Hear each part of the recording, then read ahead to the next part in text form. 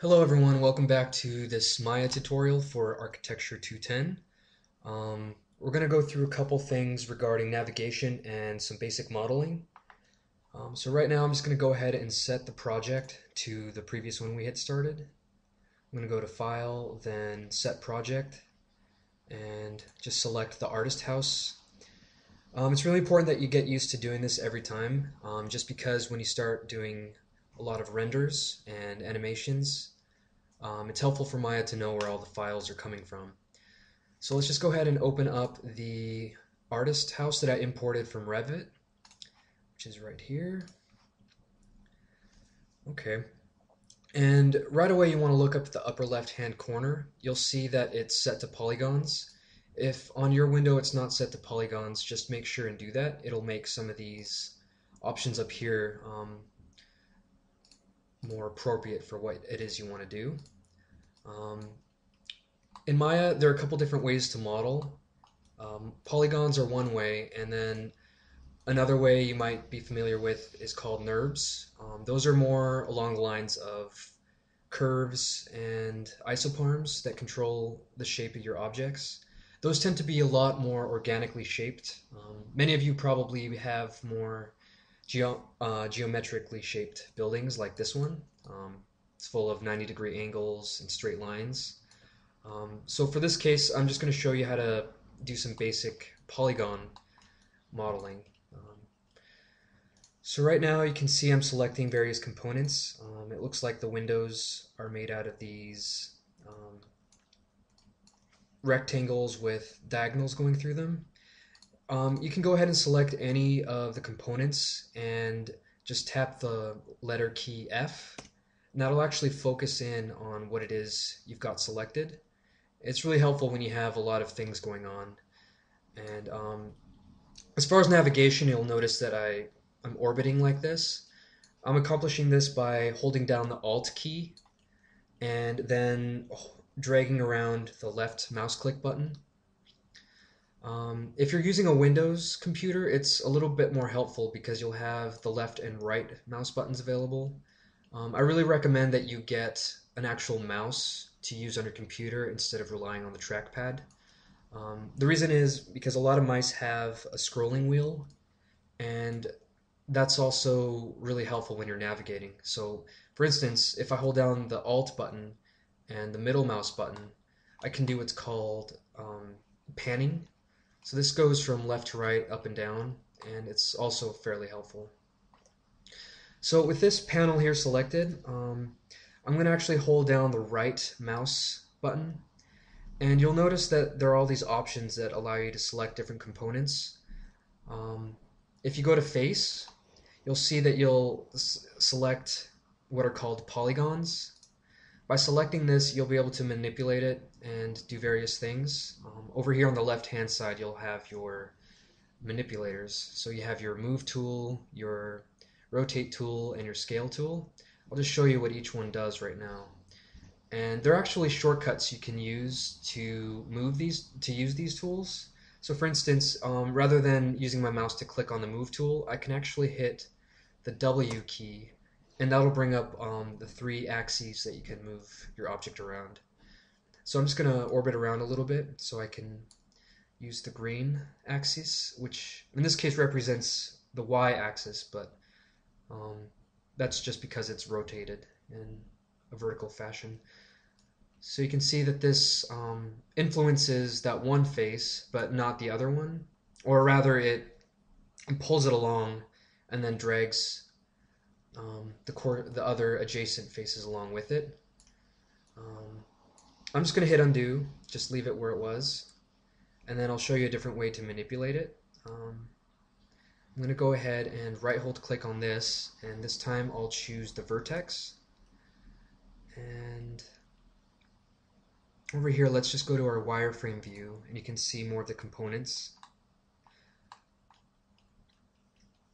I'm just going to select this one vertex right here. I'll go back to the smooth shaded mode, and I'll just move this one vertex over, and you can see that it's manipulating just that one vertex. just undo that and put it back. And another way to manipulate it is to select edges. So I'm going to right hold click and choose edge this time. And as you hover your mouse over an edge, it turns red. I'm just going to select it now and orbit around. And you can see how that edge is now manipulated. Just kind of play around with some of these objects and get familiar with how you navigate around. I'm going to go back to object mode. That'll allow me to select an actual object rather than its components. And I think I can better show you how to manipulate it through this one because it doesn't have any obstructions. So now I'll choose Vertex and I'll hit F. That'll let me focus in on that point again. Zoom out a bit using the scroll wheel. And you can see you can really fine-tune how your objects look. Let's say in this case I want to manipulate the faces and take this overhang and exaggerate it. I'm going to select these faces. I'm going to select both of them. By holding Shift and clicking another face, it'll let you select both of them at once. And I'm actually going to switch views by tapping the spacebar. And I'm going to go to a front view. Tap spacebar to expand that panel. And I want to show you how this is oriented right now. You can see that the x-axis is very horizontal. We're going to actually switch this so that it's perpendicular to, or actually parallel to these lines here. By double-clicking the Move tool, it lets you change the move settings. So in this case, I'm going to do local, or actually let's do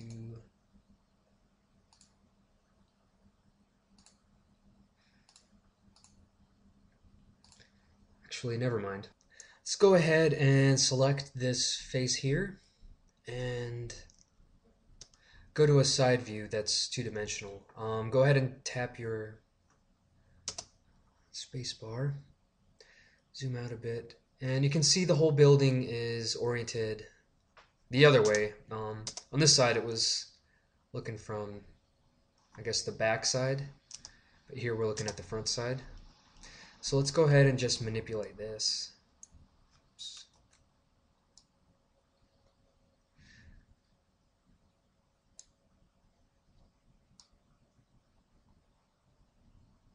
So you can see there are some other vertices and edges that are influencing the shape of this. It's not letting us perform an ideal expansion of this. So another way to get around this is to go ahead and keep those two faces selected. And let's go to Edit Mesh and then Extrude. You'll see that this circle and the arrows changed. It now has the scale cubes as well as the arrows visible. This is a good indicator. Oh, and then also these thickness offsets and divisions options. Go ahead and just leave those as they are. And just go ahead and drag this straight out. You'll see that it's moving it directly out instead of at the same angle. That's because of the angle these perpendicular faces were at. Let's just go ahead and undo that. And what I'll do instead is select by vertex, and I'll drag select, meaning I'll left hold or left click and then hold and then drag diagonally over. This will select that front point that we see as well as the one directly behind it. It's a good idea to make sure you do things with all the edges visible in whatever object is visible.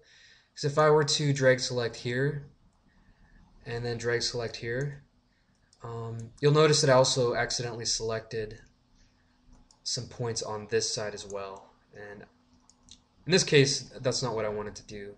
You can drag select in perspective, but just know that sometimes you might drag select some vertices that are behind the object you're trying to manipulate. Okay, so let's just go back to the 2D view, the front view. And I'm just going to drag select these, hit W, that'll get the move tool going. And I'll just try to move this one straight back to whatever I think is, whatever arrangement these vertices will make a right angle here. I'm just going to have to eyeball it because it's tough to say, but let's just leave it there. And I'll go back to the perspective view and select the faces here, holding shift. And I'll go back to edit mesh and extrude, and then go back to the 2D view. And now you'll notice that it's a lot more appropriate for what it is I want it to do. Let's just exaggerate this a lot. Let's just say we wanted this to extend out to here, to that armature there. Okay, that looks good. I'm just going to hit Q. That'll get me out of the Extrude Tool. Now let's just take a look at what it is we made. As I orbit around, you'll see that it's not a pure gray anymore. You'll see this gradient. That has to do with what are called normals.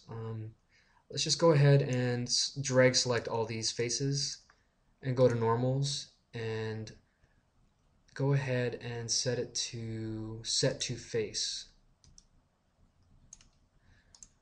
I don't know why Maya does this a lot of times when you import objects or manipulate them, but it causes issues when you render.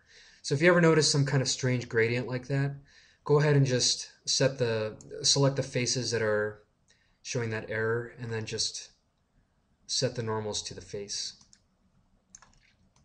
Okay, so this looks fine now. Let's go ahead and go to object mode and just not select anything else. Let's go ahead and select these two faces again, and I'll demonstrate some of the other transformations you can do. So select both of these, and then let's just go ahead and go to the 2D view, and this time I'm going to use the rotate tool. You can either hit this button here on the left, or you can hit the E key, the E button, and that'll bring up this group of circles. You'll see that there's a yellow one, a green, a red, and a blue one. Those correspond to all the axes you can manipulate them with. And the yellow one, in this case, is the outermost one that shows up yellow by default.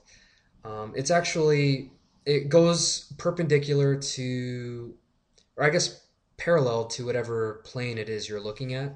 So in this case, if we were to go to the perspective view, the yellow circle is always going to be a perfect circle compared to the others, which, as you orbit around, they preserve their orientation along that axis. So let's go ahead and go to the 2D view, and I'll show you what the green one, or the y-axis, does. Go ahead and just click it, and it turns the y-axis yellow, which means that's the active axis that you're manipulating. And you'll see that the parallel one has now become blue. So you can kind of go back and forth between all of them. Whichever one's active is always yellow. So in this case, let's keep it with the green one. And then to manipulate it, just click and hold it down, and then drag it to the left or to the right. You can see how it's manipulated. Let's go ahead and zoom in a bit.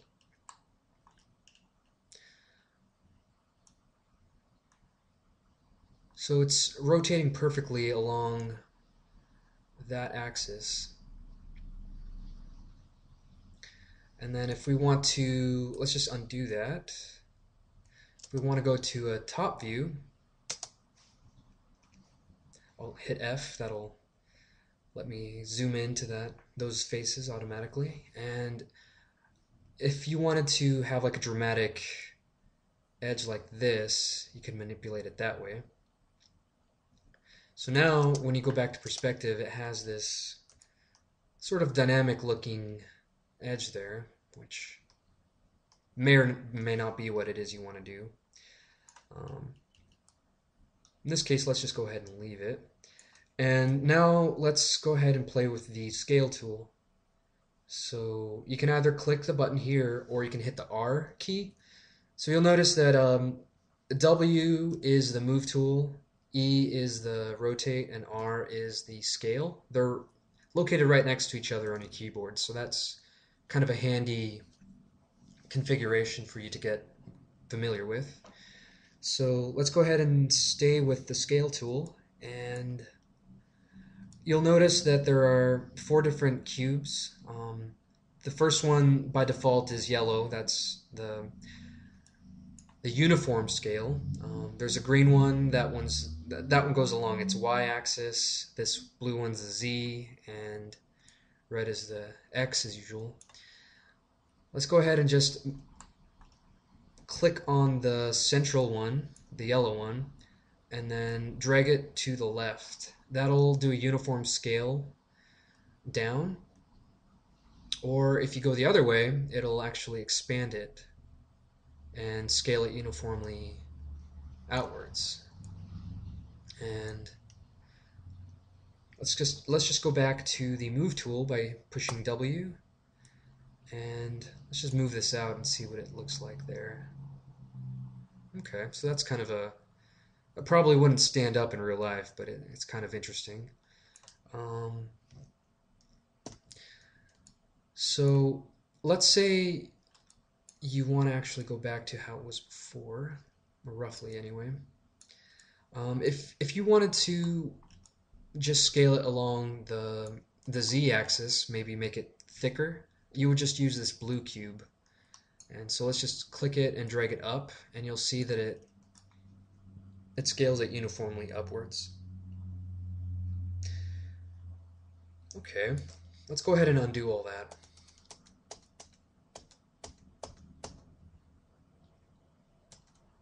Okay, just go to object mode and select something different. Okay, you can either close whatever scene you're working with, or it's up to you. I'm just going to go ahead and create a brand new scene. I'm not going to save these changes. And now we'll go through some basic modeling techniques.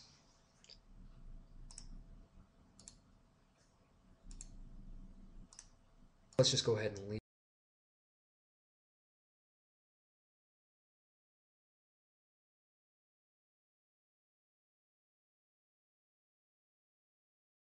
Alright, so with this new window open, this new scene open, let's just go ahead and save the scene as, I'll just call it modeling in this case. Okay. And there are a couple different options. Look up here on these tabs. You'll see one that says General, another one that says Curves, another one that says Surfaces, another one that says Polygons. You'll want to pay attention to the surfaces and polygons. Surfaces are basically NURBS when you create things. And like I said before, since many of your buildings are going to be geometric in shape, go ahead and just leave it on polygons. And you can either click these primitives here. There's a sphere, a cube, a cylinder, a cone, etc. You can either click those and it'll create the shape in the middle, or you can go up here to this toolbar where it says create and go to polygon primitives. You'll notice that it has the words for whatever primitive it is you want to create, as well as these squares on the right. I'll just call these option boxes. A lot of times when you're working with Maya, you click on the option boxes and it'll just allow you to customize what it is you want to make a lot better. So let's go ahead and do polygon primitive cube option box. And if you know what dimensions you want to work with, you can go ahead and type them in here. Let me just make sure my project is set to have the right settings. So let's go up to Window, Settings, Preferences, and Preferences. And settings, and the working units are set to centimeters. Let's go ahead and switch it to inches instead. Okay, you notice it changed a little bit in the background. So go ahead and let's just make sure a couple other things are set. For time, make sure it's set to NTSC 30 frames per second. Okay, I guess you'll have to do this every time you create a new scene, even if your project is set. It'd be nice if Maya would change that because you tend to keep these settings consistent whenever you open up a new scene. So go ahead and hit save and just resave this scene. Go ahead and hit continue, and let's create a Polygon cube primitive. And let's just give it a thickness of 8 inches. And actually, let's just do 12 inches. This will be an exterior wall, I suppose. And let's go ahead and give it a height of, let's see, 120 would be about 10 feet. So let's just do that, 120 inches. And then a depth, that'll be how, actually, let's switch these around. Let's make the width 240, and let's make the depth 12. We'll treat the depth as the thickness.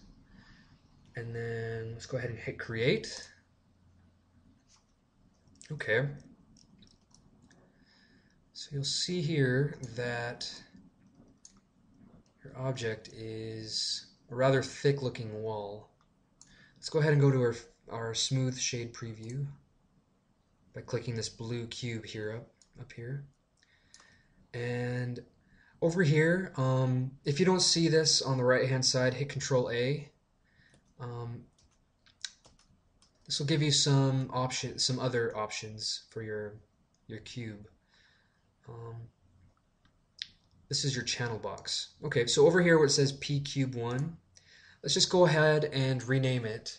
You want to get into the habit of renaming everything, just because when you have thousands of objects, it's a little bit easier to associate certain things with it. That'll become clearer later when you start having lights or textures or other things. Anyway, let's just call this South Wall Exterior. You want to avoid having spaces in whatever it is you're naming. So in this case, I used capital letters to help make it easier to read. When you're done naming it, just hit enter. And let's go ahead and move the base of this wall so that it is where the grid is. Let's go ahead and translate. We gave it a height of 10 feet. So let's go ahead and just move it up 5 feet. And so that'll be 60 inches. So type in translate Y and actually click it again so that it has the 0 selected with the cursor blinking. Type in 60 and hit enter. And now you'll see that the base of the wall is lying right on top of the grid. Okay. And if you click down here under inputs, you'll see Polycube 1. Let's select your object. I'm going to go ahead and just change the depth. I think 12 inches looks a little bit too thick, so I'm going to change it back to 8. Type in 8. Whoops.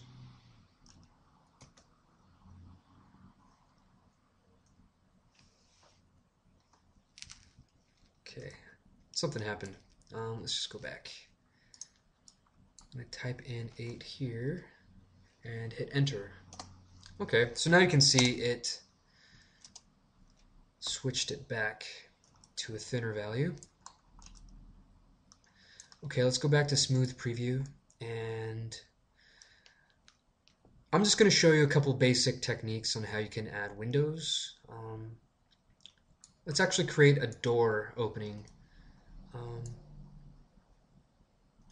couple different ways you can do it. Let's go ahead and you'll see that there are only a couple edges associated with this object. You have let's go ahead and select them. You have this front edge, which wraps around, it has all that. And then there are no divisions in the middle. Let's go ahead and add some more divisions. So if you go to Polycube 1 under Inputs, go ahead and change the subdivision for width to 3. So this just placed the divisions basically equidistant from each other. Let's go ahead and go to front view and zoom out a bit. You can also zoom out so you can see everything by hitting the A key. Now you can see the whole object that's selected is within the view. And let's go ahead and add some divisions along the height as well. I'm just going to add 3. Okay. So right now, let's say we want to create a door that is 36 inches long. One way you can do it is by creating a brand new cube. And let's go change these attributes. Let's change the width to 36. And then a height. Let's go ahead and do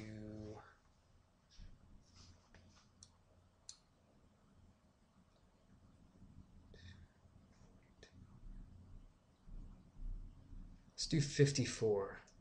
I think that's 7 feet. Okay. Oops. Okay. So with that selected, this will just serve as a guide. We're going to actually keep the original wall selected. And I'm going to right-hold click on this and select the vertices. And I'm going to drag select these 4. Well, actually, there are probably 8 if you consider the back sides. So, okay, let's go ahead and keep those selected. And hit the W key. And let's start dragging it over. And by using this arrow, you can align it so that it's perfectly in line with this door shape we created. Okay, so if you zoom in close enough, you'll see that it may be not perfectly arranged. See, there's quite a big gap there when you zoom in close enough. So to be a little bit more precise, what you can do is hold V on the keyboard. And what this does is it snaps whatever it is you have selected to the grid. Or I'm sorry, hold X. That'll snap it to the grid. So if you zoom in close enough, and I hold X, it'll snap it. Whoops. Reselect these. Hold X, and then drag this arrow, and it snaps perfectly to the grid.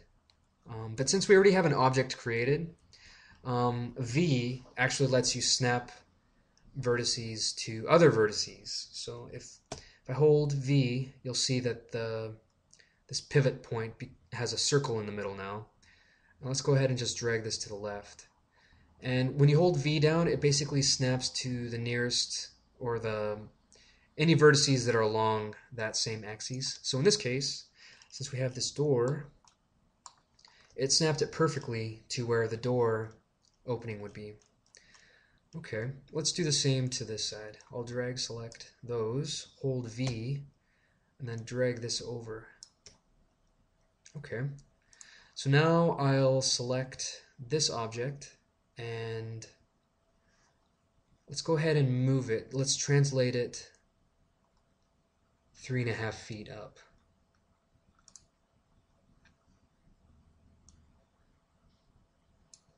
Okay, so let's just go ahead and translate it up 27 inches.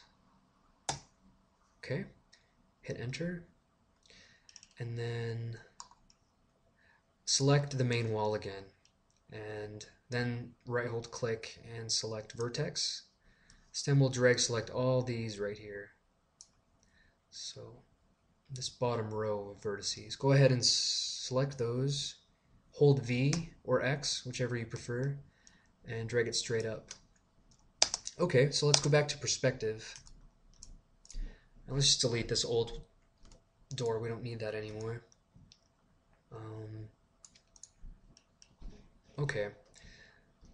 So now that we have the outline of where we want the door to be, what you can do is select the faces. We'll select this face here, and then the back face. And you don't want to just delete the faces. If I were to do that, you would have a nice opening, but then you would see that you can basically see through the wall now. And that could work if you want to model some trim. That could be interesting. But in this case, let's go ahead and just model the trim. So with both of those faces selected, I'm going to go to the Edit Mesh and Extrude option. And I'm just going to click one of the cubes. It doesn't matter which one. By clicking that one cube, it enables the uniform scale to become visible here. Go ahead and just click the middle one. That's the uniform scale. And I'm just going to drag this down a little bit. And now you'll see that you have this nice, what looks like could be molding or something. So let's go ahead and, since it's a uniform scale, it's making this left side a little bit thinner, left and right side thinner than the top side. So I'm just going to click this axis, the y-axis, and uniform scale it up a bit. And okay, so now that that's done, you can either hit Q or just select something else, and that'll get you out of the Extrude Tool. And I'll just select all of these guys here. And when you do these extrusions, if you select one face, you can hold Shift and then double click an adjacent one. And depending on your geometry, it'll select every other one that's available on that same plane. Let's do the same to this side. Drag select it, or just click it, then double click when you hold Shift. So I held Shift to select this one, and then I held Shift still and double clicked here, and that selected all of them around. So now what I'll do is I'll repeat the last function, which was the extrusion tool, by hitting G. That's just another shortcut. So go ahead and hit G on the keyboard, and that'll repeat that. Extrusion. So now I'm just going to use the Z axis for the thickness, and I'm just going to drag it out a little bit. You'll see over here on the left, on the right, it has a local translate. Let's just go ahead and give it a thickness of 1/4 inch. So I'll just type in 0.25, hit enter. So that automatically gave us a molding of 1/4 inch on both sides because both sides were selected. Maya knows that when you have two faces on opposite sides and you want to extrude one side, it'll automatically extrude the other side as well. Okay, great. So let's go ahead and leave that. Okay. And let's go ahead and select both of these opposite faces again. Let's just go to a 2D side view, and you can kind of see where the molding is. Has a thickness of 1/4 inch. Let's go ahead and just take these faces and extrude them towards each other. So let's go ahead and hit G. That'll repeat the last function. And let's go to the pivot point. And let's just move them towards each other. Actually, in this case, I'm going to hold the X key. That'll snap it to the grid. And I'll just put them both at the origin. Okay.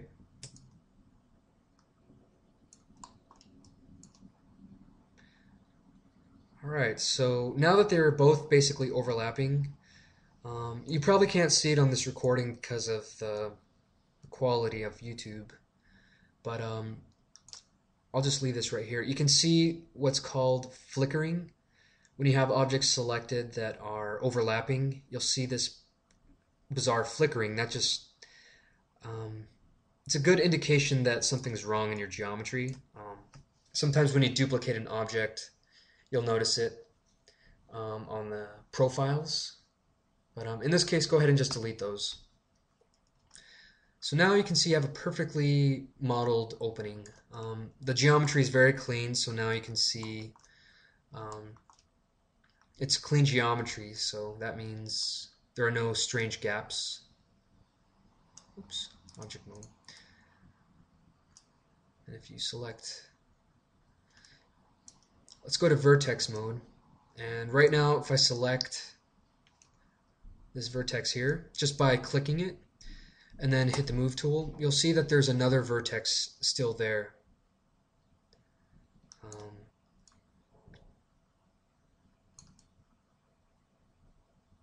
So this vertex is associated with this side, and when you spread it apart, you'll see that there's like this weird gap, and it'll gradually close where these two vertices meet.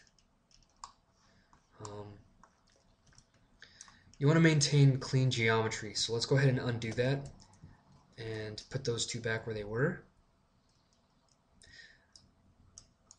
I'm going to go to object mode and just select the whole thing again, and let's go ahead and go to edit mesh and then merge option box, and let's just leave the threshold at, let's actually switch it to 0.01. What this will do is any points that are extremely close to each other or overlapping, it'll just get rid of any excess points and vertices and merge them into one.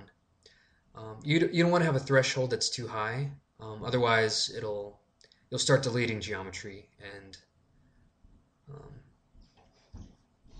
anyway, you don't want to do that. So let's go ahead and just leave it at 0.01 and hit merge. And so now I'll zoom back into this vertex here. I'll switch back to vertex mode. Whoops, vertex. Click. Just go ahead and just click it. Don't drag select. I just want to show you that it got rid of, by doing that merge, it got rid of the extra one that had been there before. So now when I move this around, it's only manipulating one vertex. So great. So now that we've created a doorway with a molding, let's go ahead and create a window. Okay, so this time I'll show you a slightly different way to do it. It'll be what's called a Boolean Difference. So let's just go ahead and create this guy. Let's say we want the width to be, let's just say 2 feet, so 24 inches. And a height of, let's do 36 inches. Okay. And great, so you'll see that the depth, I'm just going to leave that at 12. It could actually be much higher. Let's switch it to 24. Because we're going to conduct a difference, it actually has to be bigger than whatever object it is you're cutting into. So let's just go ahead and position this manually. Let's go ahead and move this up here. Let's go to 2D view in the front. And I'm just going to hold X and snap it to the grid. Okay, I'm just going to align this to the top of the door molding. Okay. So To conduct a Boolean difference, go ahead and just select the wall and then select the cutaway that you want to put the window in.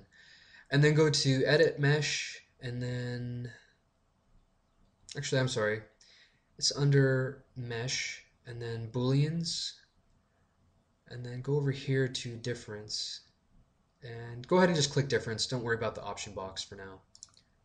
Okay, so now you'll see that you created a nice little opening. Okay, and remember what I said earlier about the strange gradients that show up periodically?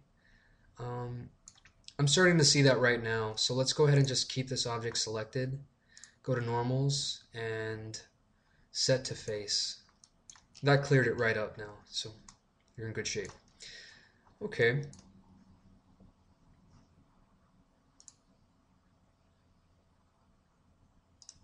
Manipulating one vertex.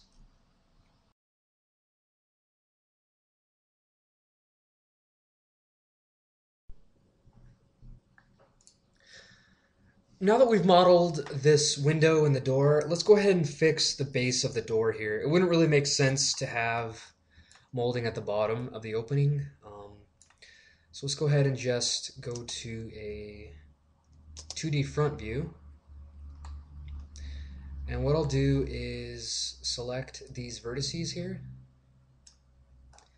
Select the rightmost and the leftmost. And I'm just going to move it straight down. I'm going to hold the X key, and that'll snap it to the grid. And I'm just going to move it straight down.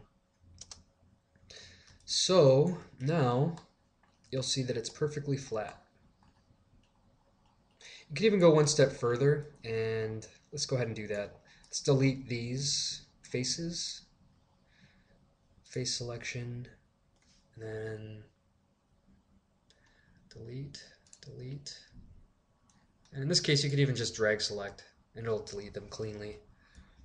Okay, let's go back to object mode. And let's create a ground plane now. We'll stick with the same idea of using this right here. Let's say it's let's change the height. Let's change it to 12 inches. And then its width, let's go ahead and leave its width how it is.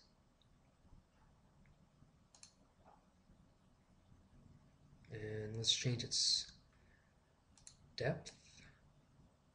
Actually, what would this be? Its depth wouldn't be 12, it would be, let's just say it's a 10-foot wide room. So let's do 120. Okay. And then over here on the P cube, let's actually rename this right now. Let's change it to floor plate. Okay, so now you can either manually move it over like this, or just whatever you prefer. Or you can do a, in this case it would be a Z translate. So let's just play around with that. Oh, actually, it's set to negative 64.108. That looks about right. But if we get rid of the 0.18, that should be a little bit cleaner. So I'll just erase those values and hit enter. And now it's perfectly aligned. Except for it's a little bit too thick. So let's actually change its translate Y value to -6. Okay. Great. Actually, let's change its translate Z to -63. Or, whoops, that's not right. Well, let's just drag it over. Whoops.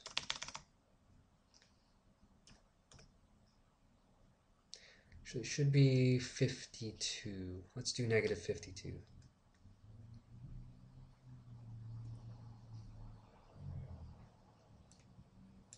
No, that's still not quite right. Let's do, maybe it's 56.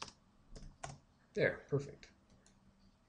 So now the floor plate is perfectly aligned with the bottom of the outer wall. Okay. Let's go ahead and I'll show you another way to create some outer walls. So rather than creating a brand new primitive cube for another wall, let's go ahead and do what's called inserting edge loops. So if you go to Edit Mesh and then Insert Edge Loop, right here, Insert Edge Loop tool. What this allows you to do is drag along an edge, and it'll create basically a ring of vertices and edges all around.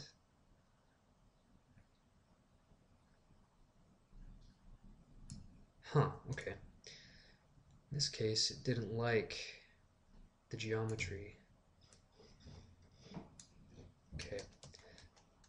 Something's wrong with the geometry, so let's go ahead and hit Q to get out of that tool and go to Object Mode.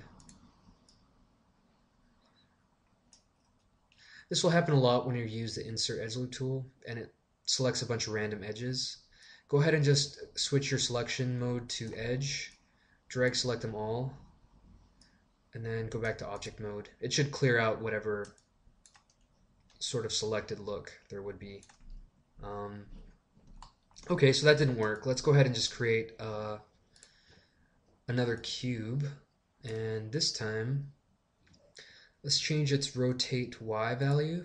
So if you look here on your lower left hand corner, you'll see that Y is straight up and down.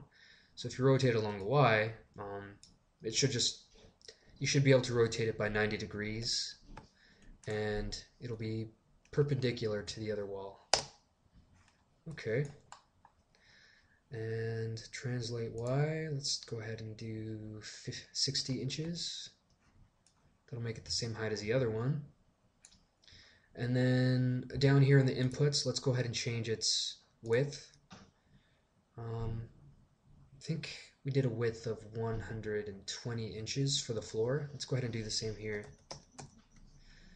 And then translate Y, or translate Z. Let's go ahead and push it back halfway.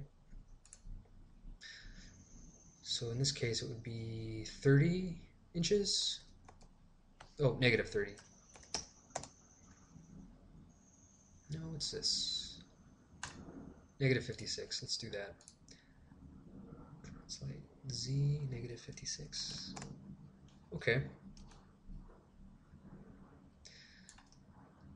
Okay. And now let's go ahead and just move it using the Move tool.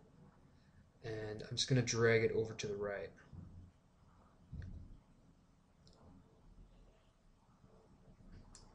Okay. Let's just drag it to the end of the wall here. I think it'll be 115 inches. Okay. And let's go ahead and you'll see that it's overlapping here, the edge of this wall and the outer edge of the other wall. It's up to you. You can either leave it like this.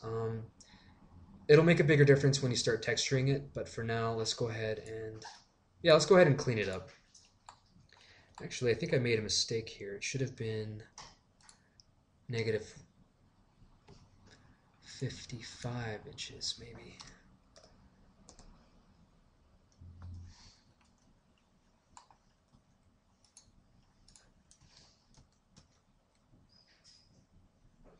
Translate X. Actually, no, I'm sorry. It should be 114.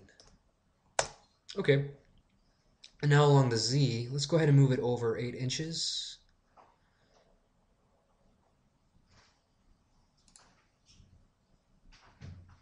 So that would be negative 64. Okay.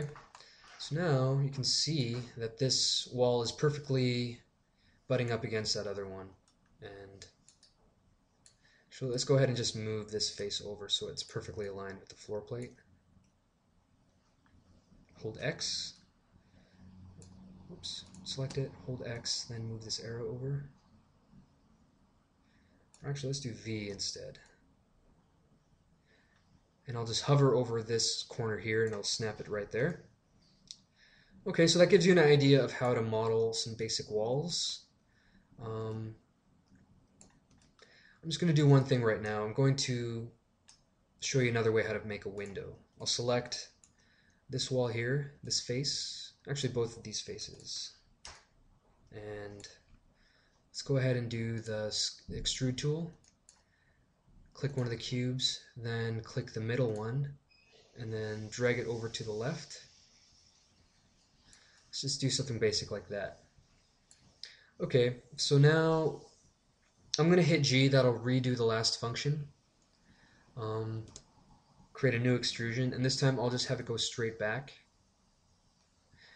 And see how as I push it back further, the other one it intersects with it, and then starts expanding the other way. Let's go ahead and just go to a 2D front view. Hit F to zoom in. So now you can see where we're at. And I'm just going to hold the X and have these go there. Actually, let's just space them out a little bit.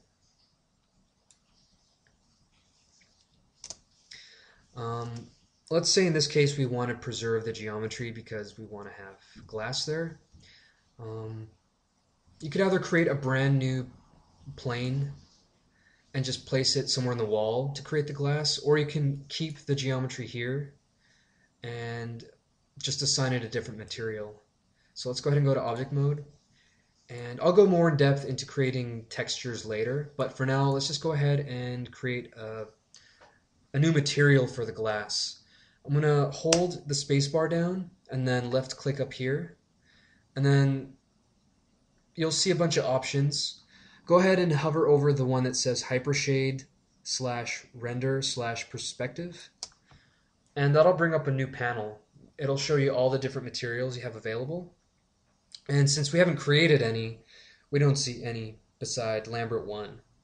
And generally you don't ever want to change Lambert 1, because whenever you create a brand new material, it'll automatically assign Lambert 1 to whatever it is, to any new object you create.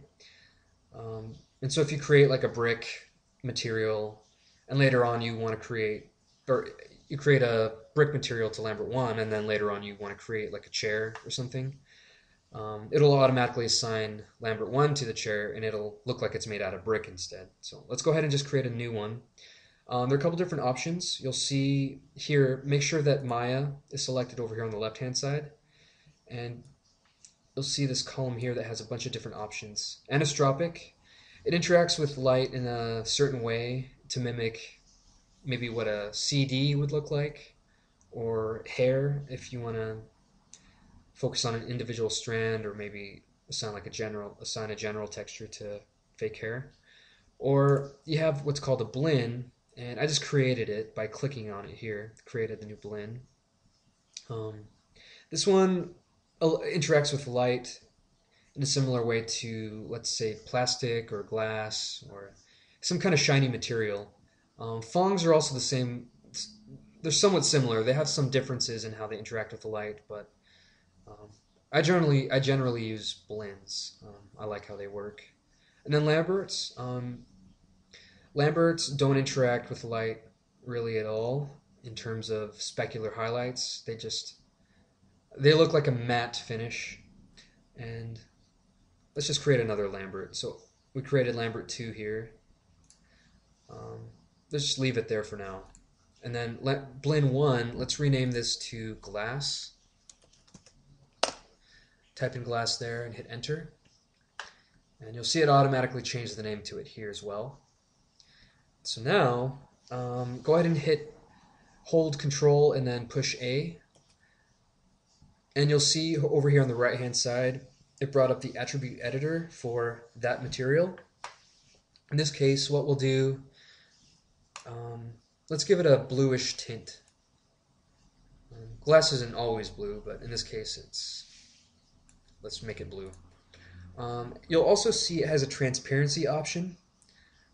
If you just take this and start sliding it over to the right, it becomes more and more transparent. So let's go ahead and leave it somewhere around here. Okay. So now you don't want to just assign this material to the whole wall because it'll all become transparent. So what you can do is go to face selection, select that face, and since we extruded both sides, there are two faces there, so hold shift, click that face there.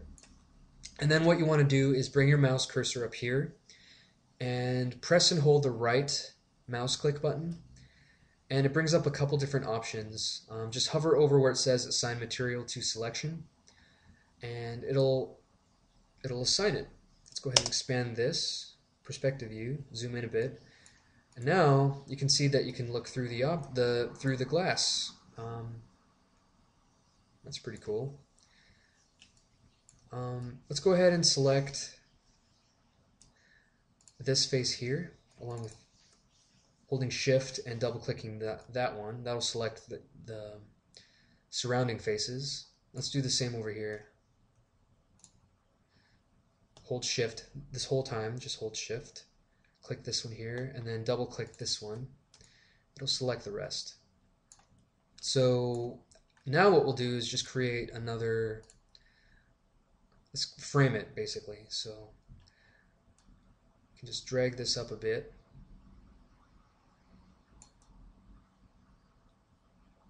And let's see, is this going to let us change the value? Yeah, so local translate. Let's give it a thickness of 1/4 inch again. Oh, maybe not. That's a little odd. Well, actually that's probably about right. Let's actually make it 2 inches. Oh yeah, the thickness is what's a 1/4 inch, not the depth. Okay, so let's go ahead and type in 2 and go ahead and select one of these and then hold shift again and double click. That'll select all the adjacent ones, and do the same here. Hold shift, double click, and hit G to repeat the extrusion tool. So now what you'll do is just bring it out, and then over here the local translate is where we'll make it a 1/4 inch. Okay, so now you have a basic idea of how you can start modeling your buildings. A lot of you have imported them from Revit, so if you're happy with how it's been modeled in Revit, go ahead and just leave it. You can apply these same techniques to model other objects within. Let's say you want to customize some stairs or create a chair. Using these basic techniques, you can create any shape you want. So feel free to explore and just get to know the tools a little bit better. And the more and more you practice with it, the better you'll get, and you'll be able to perfect your designs. Thanks for watching.